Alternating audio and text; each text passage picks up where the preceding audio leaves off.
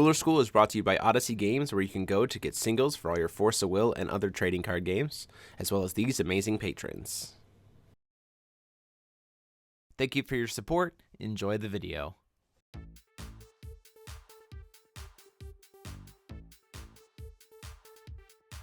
Hey there, Rulers, Demo73 here, bringing you a pretty fun match between myself and Paul Klute, both playing two takes on a similar concept, which is Schrodinger shenanigans with the one-drop Schrodinger.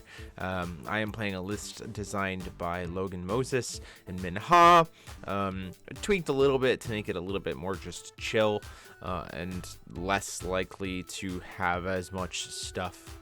I am playing as Loki, but we're not playing Neo Ragnarok, we're not playing Mystery Box or anything else like that. And Paul Klute is playing a Greedy Cat's take on the list, which is playing Neo Ragnarok and Mystery Box, and some of the other things that he's playing in the main deck make it just a little bit more greedy. So we're going to go ahead and jump in. So the whole idea of doing these decks is that you try to use the whole harvesting season kind of style of thing to get a bunch of Schrodingers into the graveyard, and then you use ways to be able to look at the top of your deck so that when you do activate the Schrodinger effect, you're making sure that what you're hitting onto the field is very, very strong. So we'll see a bunch of different ways that both of these decks are going to try to make that happen, but you are going to see some very similar cards from both sides. As you can see here, both of us doing a turn one play of Schrodinger onto the field. Second Light Vapors on my side.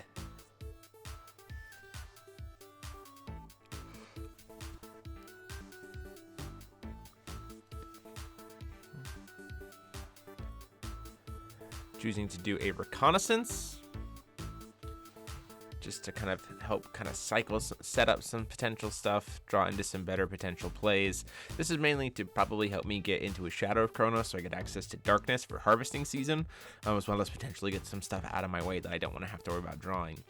Now Paul getting lucky here and getting his Shadow of Kronos, so now his Waterstones can reduce black, and down comes the harvesting season.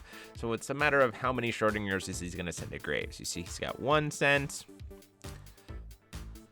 2 cent, only 2 cents total. So it's a pretty suboptimal harvesting season, because you have to have a Schrodinger on field and 3 in grave to be able to activate the effect of Schrodinger. Some people are like, oh, well, if you have 3 Schrodingers in grave, you can just activate it. No, you still actually have to have a Schrodinger on the field,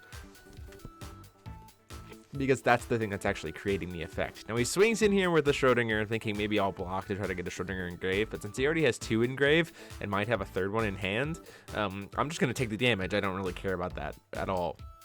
Going into my turn, we're going to call a stone, just see a natural Scorched Bales, which are immediately going to slam down into our own harvesting season. Much better Schrodinger on my side. You see we hit, I think, at least 4. Yeah, 5 Schrodingers. So half of that harvesting season was Schrodingers on my side, which is a much better situation than Paul was dealing with here.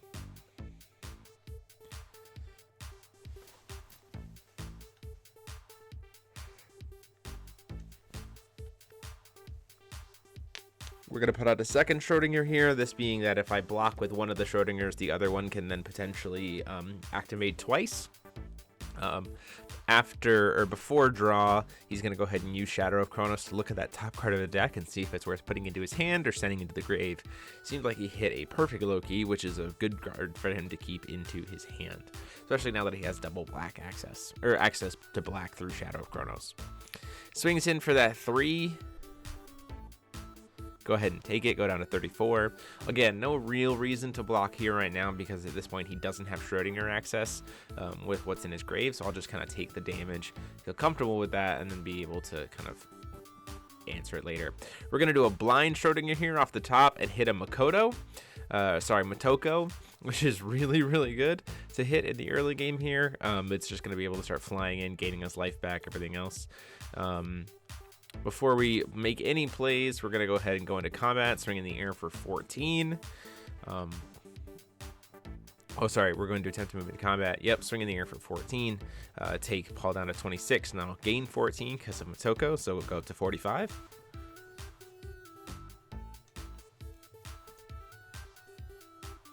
Down comes my Shadow of Kronos. The Shadow of Kronos at this point is less relevant for the color fixing and more for the checking what the top deck is to be able to help set up what Schrodinger's going to be able to grab. You saw on my side that I'm playing the Reconnaissance in the main deck, or in the Rune deck. This is another way to help set it up. Before recovery, we're going to go ahead and tap down one of the Schrodingers with a Belgamir. Looking, and then in response to that, we're going to go ahead and use the Shadow of Kronos now to see if it's worth us trying to potentially activate in response to the Belgamir effect, or what we're going to do, or send it to the grave, or how we want to set those things up. This is another excellent card for this deck, the Belgamir, because of the way that it lets us look at the top 4 cards, put them back in any order, send any number of them to the grave, we draw a card. Like, we get to do a really nice amount of fixing while also tapping something down, and really sets us Schrodinger's up nicely, especially since it's technically a Schrodinger mill card as well.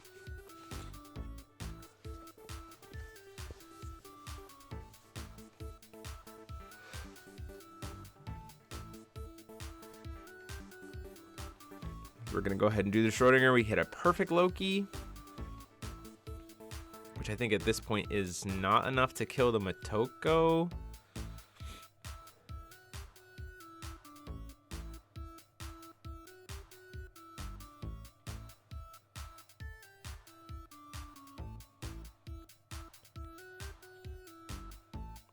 You see me do some silliness here with Power of Immortality to try to save the Schrodinger. We're going to actually rewind it because I'm dumb, because the field wipe, you'll see us rewind it here. The way it works is that it's a cloud effect, so it hits it for the entire turn. So like the Schrodinger, even if it comes back from Power of Immortality, will just die again. I catch it here in like 2 seconds, so we actually go back and are like, wait a minute, why would I even cast that spell? It's absolutely worthless to do in this context. But you'll see that here in just a second. And it's a good reminder that you have to be able to, like, it doesn't matter if like perfect Loki creates a field wipe for the entire turn, and that's the relevancy here. As he moves out of his into his end phase, we're gonna go ahead and cast our own perfect Loki to wipe everything else off the board. I guess I don't catch that the Schrodinger needs to be dead. Maybe we don't rewind it, but that is a misplay from. Oh, this is all during his upkeep. Oh yeah, there we go. There we catch it. It would have just been dead anyway, because of the Power of Immortality trigger. Everything's still alive. I think I recover the stone. Yeah, we fix it. This is a good learning point, is recognizing that just because Power of Immortality is a cool revival card, Perfect Loki creates a board wipe before the turn, and so that's just something to keep in mind. He does have a board's neg on his side of the board, which for the turn as well, which means he can't play any more Schrodingers. And my Perfect Loki is also dead. It was mainly a flash in to get the stat egg effect, because he had so many cards in his graveyard. It'll just actually be dead from his Perfect Loki's board wipe. But the enter effects still trigger. They just immediately die before the triggers resolve. So still really good advantage-wise. He's going to do it right back to me, and this is actually a really cool, interesting part of this this back and forth, is because we don't want to be able to play Schrodingers. You don't want your opponent to be able to set up Schrodinger plays, so it makes sense to just do that and make it so I can't cast the Schrodingers at all.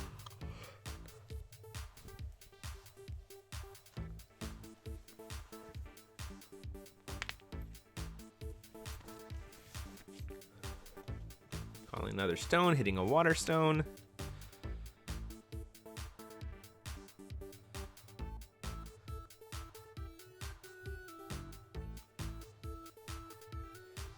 So you're going to have another Perfect Loki in hand, as well as a grip of full Schrodingers, an Athenia, and a Belgamir.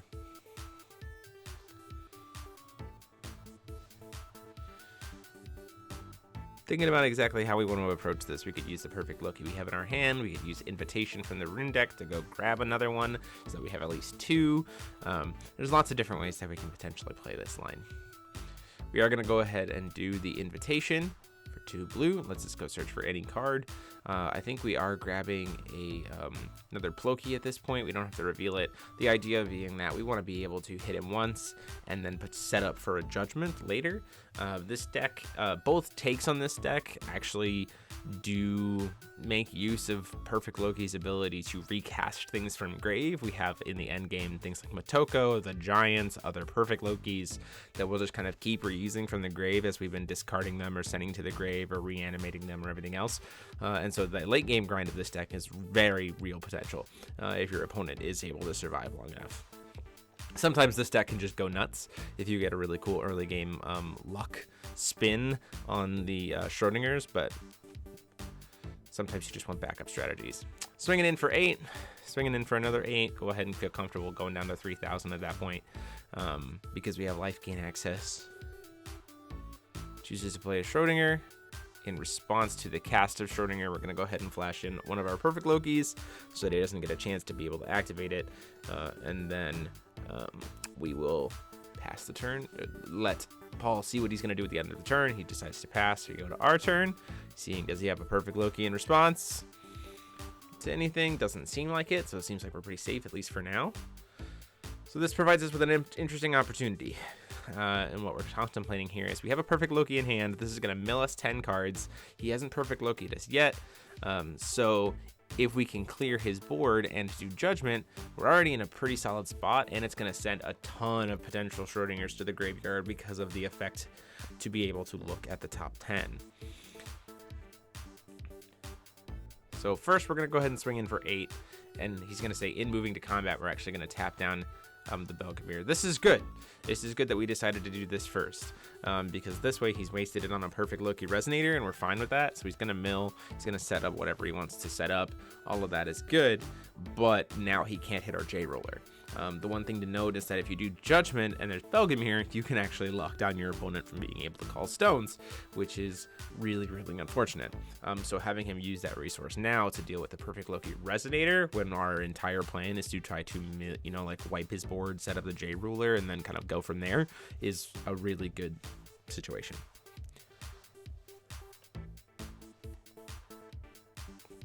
Attempting to do Judgment.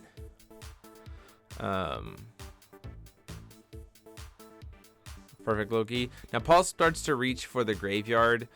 This is where I explained to him that as a reminder, that you have to have a copy of Schrodinger on the field in order to activate it. This is a common misconception. It's not super clear by the language, but yes, the card does not have the ability while it's in the grave. It's the card on the field that has the ability, and the cost is removing 3 copies of it from the graveyard. Super weird, super unintuitive, but it is kind of something that helps keep this deck kind of in check in terms of not just being able to go off and do a ton of crazy stuff. So grabbing a card of our choice, sending another 9 cards to the grave. This is going to definitely wipe the board and also just fill us with a lot more Schrodingers.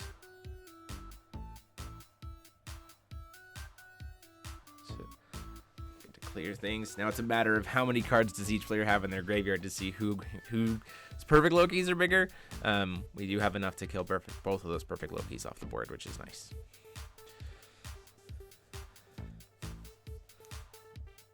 Choosing not to play anything, we want to leave up the 2 will to be able to potentially make use of things such as the Perfect Loki we have in our graveyard. Also just kind of trying to keep track of how many Schrodingers we have currently accessible in the graveyard for the sake of ease.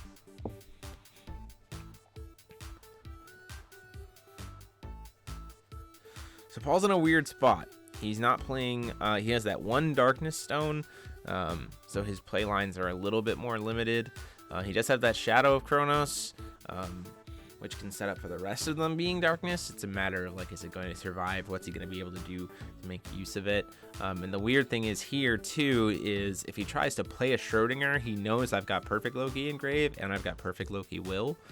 So that makes things really weird because he's probably just not going to be able to successfully cast it and be able to trigger it off. Because in response, we'll just flash in Perfect Loki.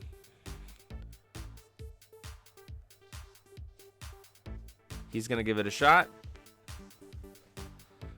Whether or not I choose to make use of it at this point, Trying to count how many Schrodingers he has in grave.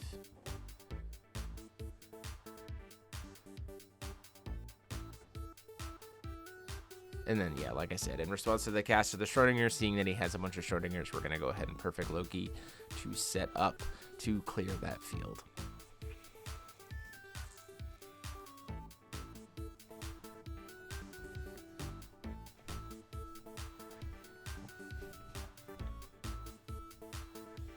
Anything that you can do to keep your opponent in these mirrors from being able to actually do the Schrodinger effect is very relevant. So we have a Vala, an Angraboda, so that's pretty good. Angraboda can kill the Perfect Loki if I call for stone or try to swing in with it. And he's got the will to be able to cast it. It'll also gain him some life. We're going to go straight into combat, hit him for the 8, take him down to 18. Play out a Schrodinger. And then attempts to call stone. And then pass there. And then down comes that Angraboda to kill the Ploki, get it off board. In response, though, we're going to go ahead and do Athenia's Love from the rune deck to give all of our guys, all of our entities eternal for the turn. He'll still gain 1,000 life, so he'll go up to 2,800. I think I put the life at the wrong side there, so he should be at 2,800 to my 3,000.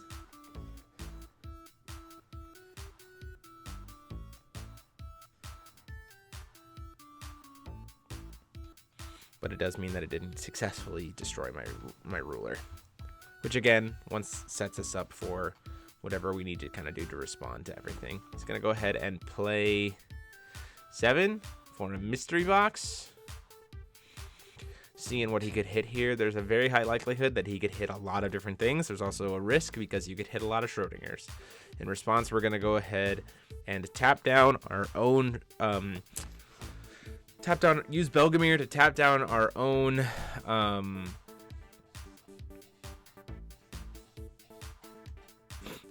Schrodinger here and look at the top 4. The idea here would be that we can try to set up for the 3rd Perfect Loki maybe in response to the cast. Not a super great Schrodinger mystery box. Triple Schrodinger is nice. Like a Vala to steal one of my Perfect Lokis and a Perfect Loki to do the board wipe back to me, which is pretty nice. So here comes the counting from the two of us, who has more cards in their graveyard.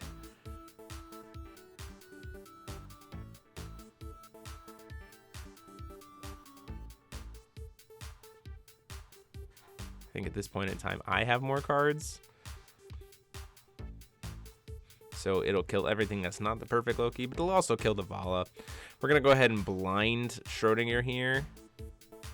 Hit a Shadow of Kronos, which is immediately going to die, and give him his Vala back. Thankfully, we have enough cards in graveyard that losing the 3 Schrodingers isn't going to set the Perfect Lokis too low in terms of their attack, the defense buff, that we don't have to worry about it. The other nice thing is because I have the Perfect Loki Jade Ruler, I can just start recasting stuff from graveyard. So a Schrodinger in grave can just become a Schrodinger back on field again. However, I do have more Schrodingers in hand, so that's a little bit irrelevant. We're going to go ahead and start with combat, seeing if we can swing in for that 8. This would take him down to 22. Or sorry, it would take him down to an even 2,000 if it connects. It's going to go ahead and just block the Perfect Loki with a Schrodinger. I'm like, that's fine. Calling stone here. Again, remember the life total, because I messed up on the tablet, life total is currently 3,000 to 28. We're going to go ahead and cast an Athenia to force him to sacrifice a Resonator. Sacrifice a Schrodinger. Main reason why we can do this too is we have enough runes revealed that we can make this a tap to do -4 to his board for the turn, which kills all Schrodingers, is the idea, so that even if we don't have Perfect Loki to be able to flash in, we can still set off these tap effects. So he's going to go ahead and do Schrodinger, hits him another Schrodinger, which isn't super great. We're going to go blindly do it again, hit another Schrodinger. This is some of just the risk that this deck has. Tries it one more time, hits that Belgamir. Belgamir at this point choosing to tap down the Athenia, so it will not recover during my next turn. And he sets up nicely there. You see there is that perfect Loki. Now he has just removed 9 cards from his graveyard for the Schrodinger effect, so that perfect Loki isn't going to necessarily get him as much value, but it will potentially allow him to set up for a judgment next turn. Now the problem being that this deck, that both of these decks struggle with, is that the longer the game goes, the more we get silly, the more we kind of do our mill effects and everything else. We very much have the potential to mill ourselves out. This is just something you just have to be aware of and you have to be patient with. And so we'll have to see kind of how this plays out.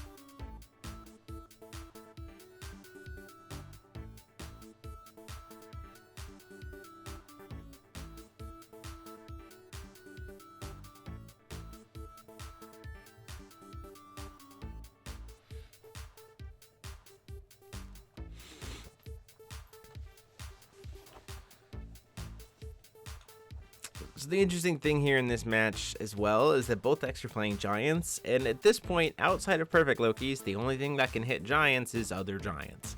See, he's played a Vala to steal another one of my Perfect Lokis. It just means that when they go over to his side, they have less attack, or sorry, less defense. We're gonna go ahead and take this damage, and I think at this point in time I catch that the life totals are wrong. Maybe I don't, but I should be at 22 at this point to his 28.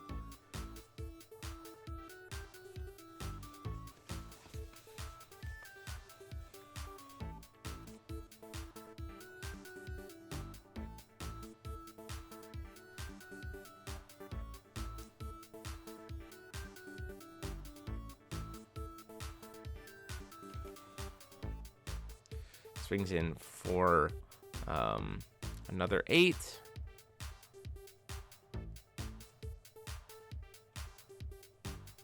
I'll take that. Go down to 14 is what I should be at this point. And not 24. Well, we're still trying to get used to the live tracking while recording setup, so I apologize for those errors. Calling Stone, plenty of resources, and you see he does have the perfect Loki there.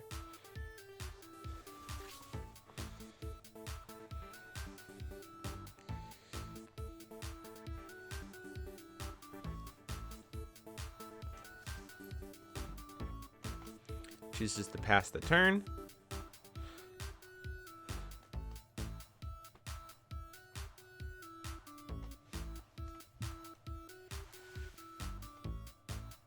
Thinks about it.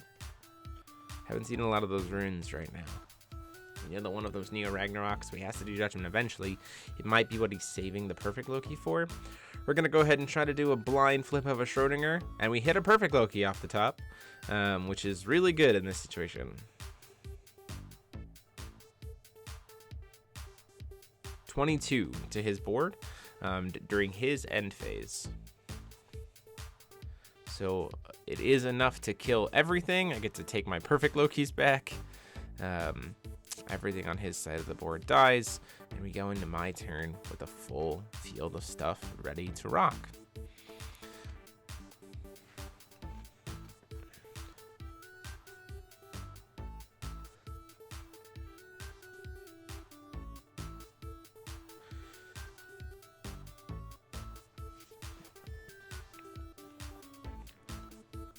Going to draw, attempting to recover.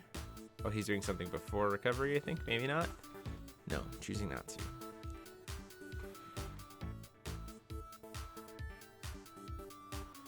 Going towards combat, I think, at this point. Swinging for 8. So in response to block, he's going to go ahead and cast his perfect Loki here.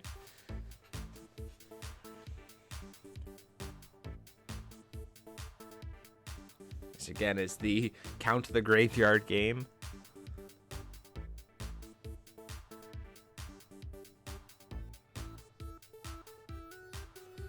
So we recognize that the Athenia is going to die. So actually what we're going to do here is we're going to take advantage before all of that happens. We're going to use the Power of Immortality, and we're going to use that effect from Perfect Loki to our advantage. So it is tapped, it has perfect Power of Immortality on, the Perfect Loki resolves. He has to sacrifice something when she goes to graveyard. He's going to go ahead and sacrifice a stone. She comes, then it triggers, brings her back into the field, and she'll immediately die again, and he'll have to sacrifice a Resonator and then sacrifice another entity because she goes to the grave. So kind of used his Perfect Loki against him there. We killed the Perfect Loki. We got rid of 2 of his stones, and we still get to swing in for the full 8 damage, which will take him down to 20 even at this point. The Vala goes to his graveyard.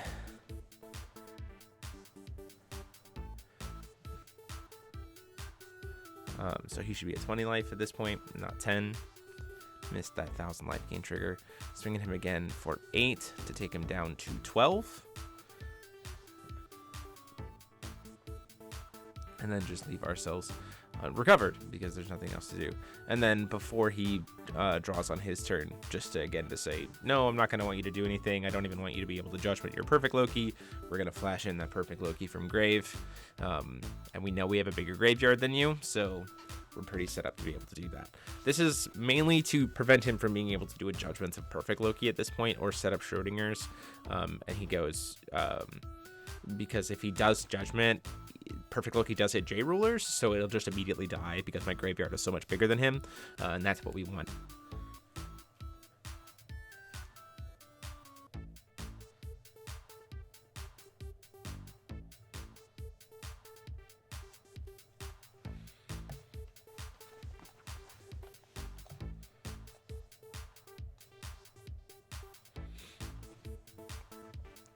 We're gonna go ahead and pay 2 to do a Return of God. Looks at the 7 cards left in his deck, it looks like, just to see if there's something in there that's worth grabbing. Maybe a giant that can tap him down or something like that. But being at low life like he is, and what he probably still has left, and there being a Perfect Loki loop at the board, there's probably not going to be much that's worth it at that point.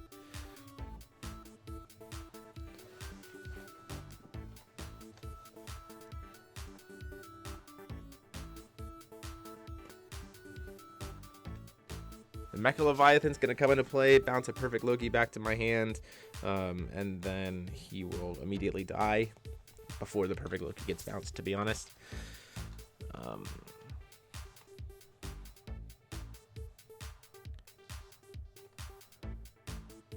Then paying 5, he'll grab the play the Hamlin, which will immediately die, and takes a Resonator of mine at random, which takes my Perfect Loki, and the board wipe is still on board. So now it becomes a question of, did I do a big enough board wipe that when Perfect Loki changes sides, it will automatically die to the board wipe that's on his side of the board. So kind of paying that will kills the Perfect Loki. It's not enough, actually.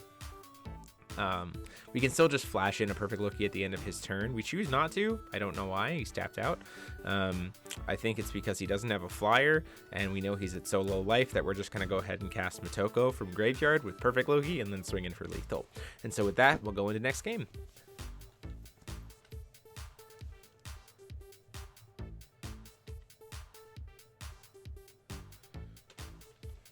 As we go into the next game, don't forget to hit that subscribe button and the bell down below so you're notified when all of our videos goes live, and consider supporting the channel by being a member here on YouTube or checking it out on Patreon for all the cool exclusive perks that come with supporting us. Thank you guys so much. Let's go to the next game. So in game 2 here, Paul's going to choose to put us on the draw. Hoping to have a much stronger start. His harvesting season versus mine was super suboptimal. I was able to get Schrodinger off a lot quickly, just generate that initial value. First turn, Blackstone, so we're going to go ahead and do a Schrodinger, and then immediately do harvesting season. Seeing what we can kind of hit here. 1, 2, 3, 4, 5, 6, 7 Schrodingers off the top there. So 2 blind activations. Or just seeing, if we can get to a reconnaissance next turn. That's probably the ideal situation, is like keeping the Schrodinger alive and then getting to reconnaissance next turn. So we have a guaranteed flip of some kind. No Darkness Stone for Paul. So no Harvesting Season coming out there. Again, we're going to take the damage if he swings in. We don't care about an early 300. Yeah, so we'll just take that. Go down to 37. Plays another Schrodinger. And then plays a third Schrodinger. So we are going to try for a blind one. See what we can get off the top. We hit an Utgard Loki. So we're going to lose 400 life. We're going to kill one of his Schrodingers, forces him to discard a card, and we go down to 3,300 life. Now we have this heavy hitting body just off the top, which is really awesome. We have the blue. We could use it for a reconnaissance to set it up, or we can play the Shadow of Kronos. We are going to go ahead, I think, and use it for the reconnaissance. This just sets up for a Schrodinger being a much better. You see there's a Motoko there. We're going to go ahead and shift that. So we're going to get into that Motoko very quickly. Going to draw a card off the reconnaissance. That sets us up there. Swing in with the Utgard. It's going to block with the Schrodinger, which says that's fine. At this point in time, we're going to go ahead and crack him for 3 with the cat. Take him down to 37. We have 3 Schrodingers engraved, and we know the top card of our deck is a Motoko. So feeling like a pretty strong early game in this mirror. Still not seeing a Darkness Stone. He does have a Shadow of Kronos in hand. He does have that Belgamir. There's an idea, potential of holding the Belgamir. Ultimately, he does choose to just pass the turn, so probably to hold the Belgamir. We're going to go ahead and get that Motoko. Get it into the field, and then try to go into our turn. The draw from there was the draw off the top we know is going to be a Surtur, and the reason why we are comfortable with the Surtur coming into our hand is because it is technically a removal spell that can target other giants because we're playing Scorched Bale Stones, so we have the ability to produce that red will. We're going to call Stone and then go ahead and just swing in for 14, take him down to 23 and go up to 47. Utgard's going to go in moving to combat. We're going to go ahead and tap down the Utgard. We can do that because it's a giant and giants can target giants. This is also going to be a nice setup to potentially help him get to what he needs for Schrodingers. So he's got an Angerboda there and a Hamlin. Looks like he's probably going to keep the Hamlin and maybe draw the Angerboda and keep the Hamlin on top. He does forget to draw, it looks like, off the Belgamir, so that's a little bit of a misplay. Remember that Belgamir has to draw a card. It's part of his effect. Angerboda is going to get brought out from...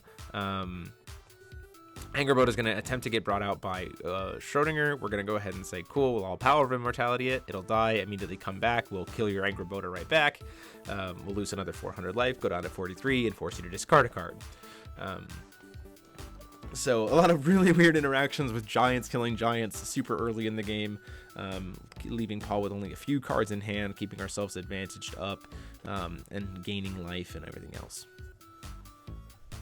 We do have access to black from that blue stone thanks to Shadow of Kronos. Ultimately, we've already used our 1 black rune in the form of Power of Immortality, but it is nice to know that we have the access, as well as Shadow of Kronos being able to help turn on our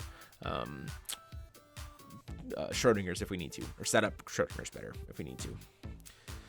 Harvesting Season coming down from Paul, much better than last time, hitting I think 5 Schrodingers, so 50% of it was Schrodinger fodder, which is nice.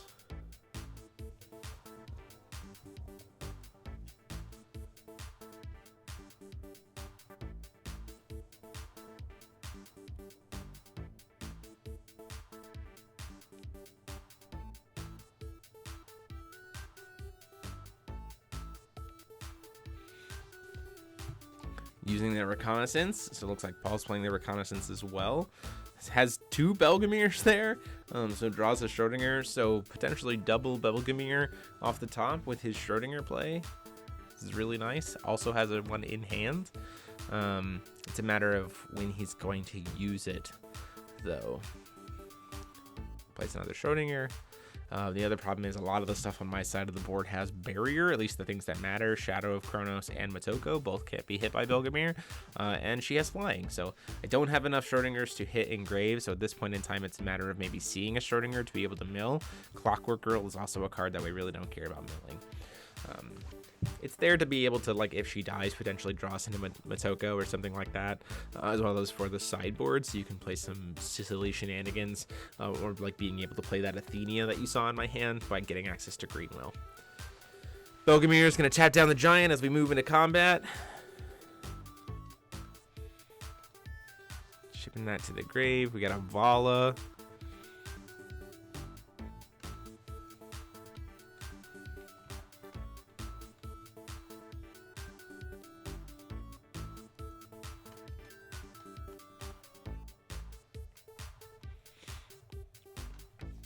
Gonna go ahead and swing in, take him down to 19, go up to 57, and at that point in time, we'll pass the turn.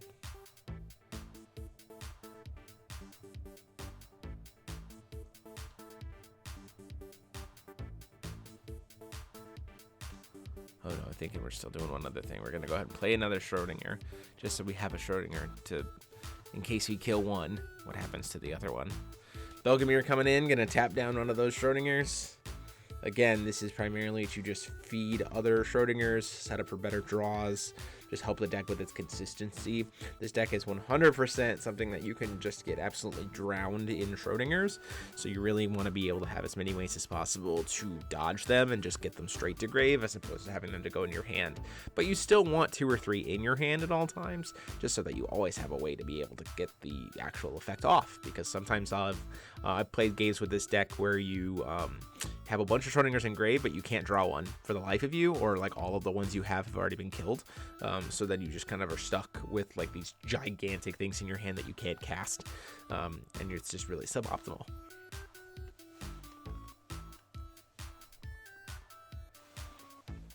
Down comes a Vala, attempting to steal our other Schrodinger.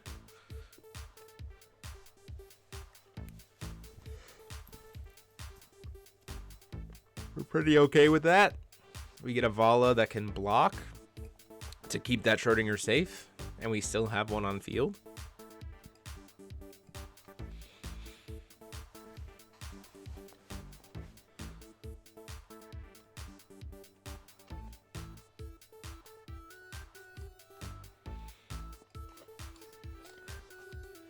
Swinging Schrodingers into Schrodingers.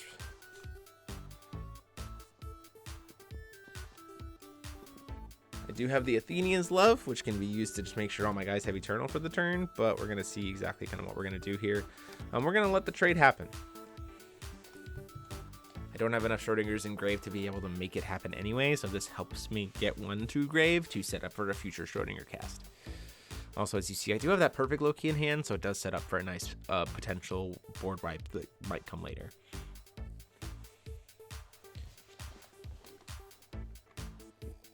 Belgamir's going to swing, and Vala's going to go ahead and block it comfortably. Schrodinger's going to, the other Belgamir's going to swing. We're going to go ahead and take that 11, go down to 47, or 46.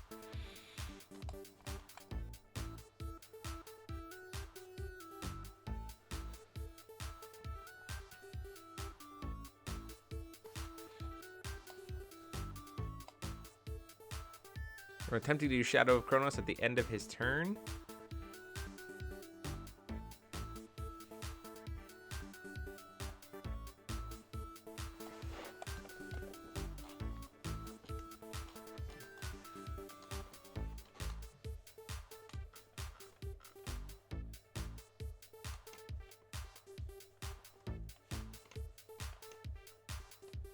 It's going to go ahead and flash in a perfect Loki. We're going to respond to that perfect Loki with Athenia's Love so that we can give all of our guys Eternal in response to that board wipe. And then Shadow of Kronos gets to successfully mill another Schrodinger to grave. Going into my turn, we're going to draw. See, there's that Motoko on the top.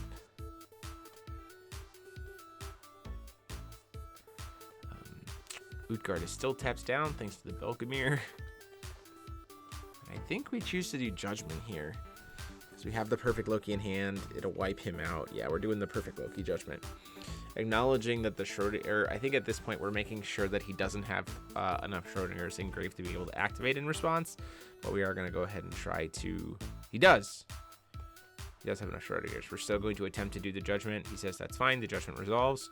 Down comes a perfect Loki from hand. And at that point we get to do some triggers. So he's going to respond to the trigger, and we're going to see what comes out from the Schrodinger. It is a mechanical mini Leviathan. So what he's going to figure out what he's going to try to bounce back to his hand. It is a mandatory, so he has to target one of his own things, choosing to save his own Perfect Loki. Perfect Loki is going to do its effect. We're going to mill 10 cards first, or 9 cards, and pick one.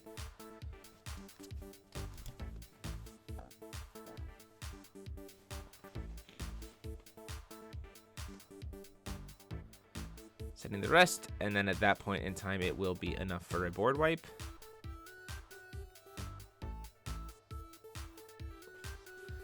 17 cards gone.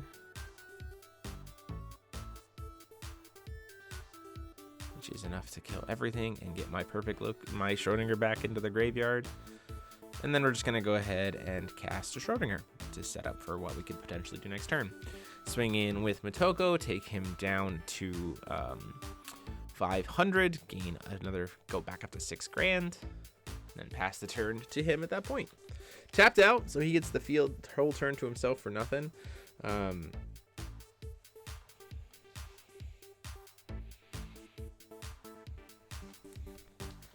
No Darkness Stones is really unfortunate.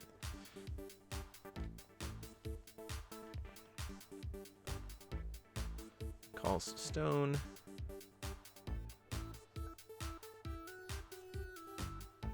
He starts to scoop it up here.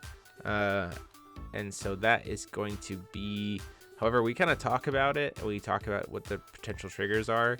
But I'm recognizing now that what you see from here is like what would have happened if he'd had one more stone to be able to do like this turn, play Chronos, then Judgment, then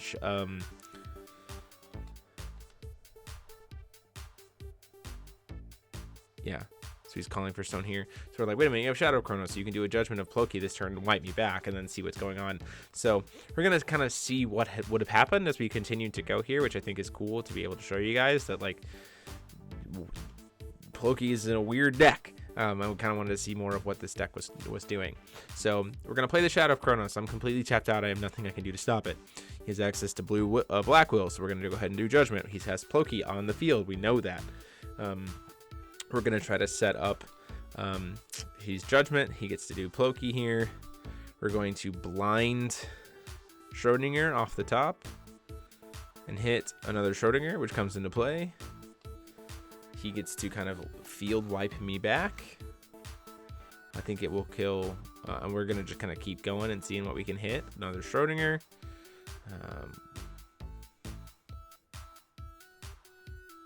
Seeing if we can do one more. Get another Shadow Chronos. So the 10 is going to go down. He's got 3 cards left in his deck at this point. So he's got to kill me quick. He's got to get through 6 grand. And it's definitely enough to wipe my board. But it's a matter of, like, what are we going to do about it? Adds to some of the excitement.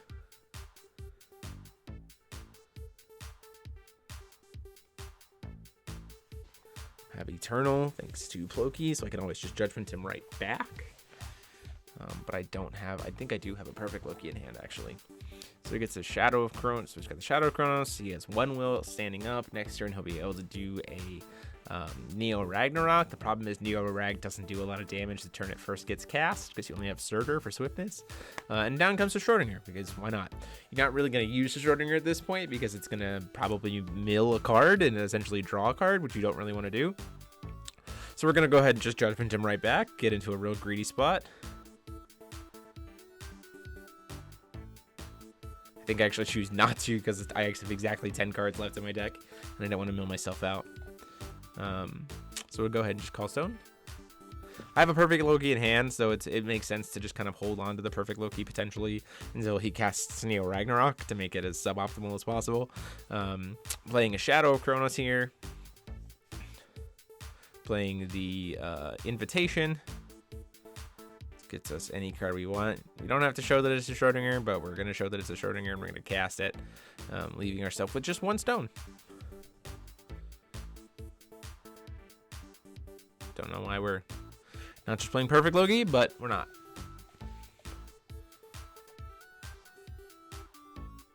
At that point in time, we are passing the turn.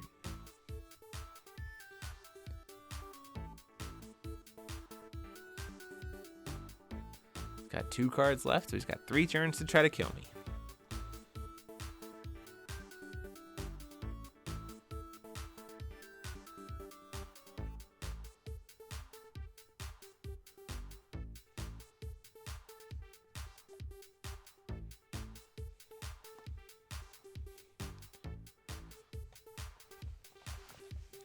Paul debating whether or not to cast the Neo Ragnarok.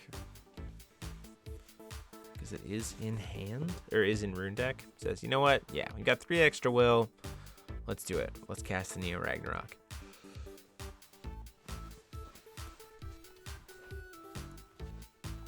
Get all these giants out. Only 4. Looks like all the Belgamirs are in his deck. Angry Bodek doesn't have anything it can hit. He gets to ramp a stone and search for a 1-drop. Utgard gets to pop one of my Schrodingers. In response, we're going to go ahead and see what we hit off the top with that Schrodinger. We got a Surtur. So we're going to get a couple moons, and I think we burn his Schrodinger off the board. Just to get it. Another body that can't attack me this turn. And he'll lose 400 life. So he goes down to 100, but he still gets to gain 1,000. So he'd be up to 1,100. So we missed that. I still need to discard a card. Getting everything resolved. So he'll go down to 11. To discard a card. Picking what I have to discard. I think we discard the 3-drop Athenia. Oh no, we discarded the Trow at this point because we can't cast it. That's the other reason, because of playing Clockwork Gorilla so that you can use Trow. It's going to swing in with Surtur. Takes me down to 52. Or sorry, yeah, 42 from 6 grand. Then just passes the turn. During my upkeep, he's going to flash in a Perfect Loki, which is 100% going to nuke the field. Go to my turn, get to draw for turn. Recover. So I have that Perfect Loki board wipe thing on my side. And I think at this point in time, we are actually at time on round. So I am turn 0 at this point.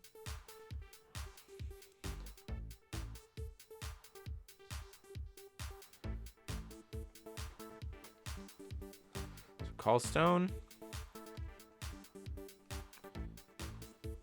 Asking how many cards he has in grave. We could use that Surtur if we wanted to potentially kill something. I don't know if it actually would kill anything. It'll be 12 damage, which isn't enough at this point. The thing we have to do is we have to make sure that it doesn't kill us. That's the trick. So we're not calling Stone.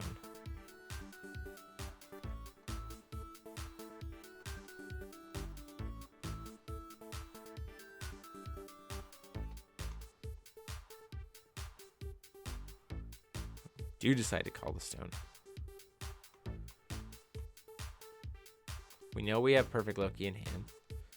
We only have a few more cards left in deck, but we've got more cards than Paul has. And this is why it's important.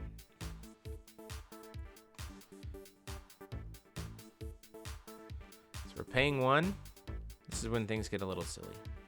Paying 1, Shadow of Kronos, which is immediately going to die.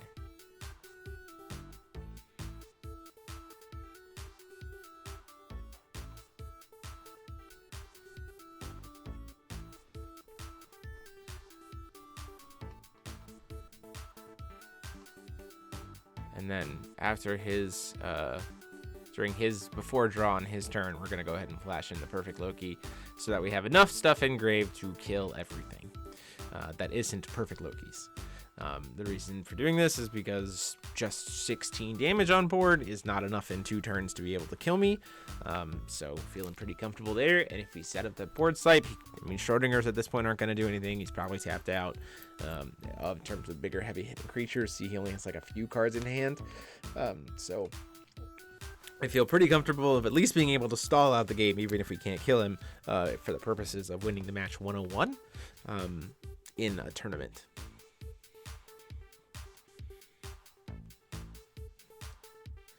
Plays a Hamlin to steal my Perfect Loki and then swings in for the 16. Takes me down to 26. This is not what we wanted. I think we did Perfect Loki at the end of my turn and not his turn.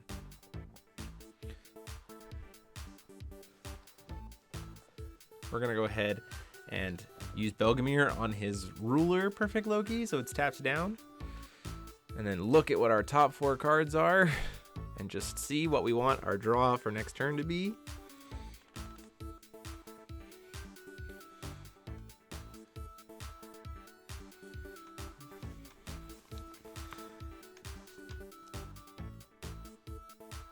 Drawing from the Belgamir. Or we should have drawn from the Belgamir and then drawn for turn. It's a misplay. But then we notice, oh wait, you have no and just like in last game, we notice, oh wait, you don't have any flyers, you're completely tapped out, you're at less than 1400 life. We just have Motoko to be able to fly in and finish the game off that way. So that is the match. Tons of fun. Hope you guys liked it. The deck profile for the Schrodinger style list will be up later this week. It'll be talking about both lists. But until next time, this is DMO73 saying class dismissed.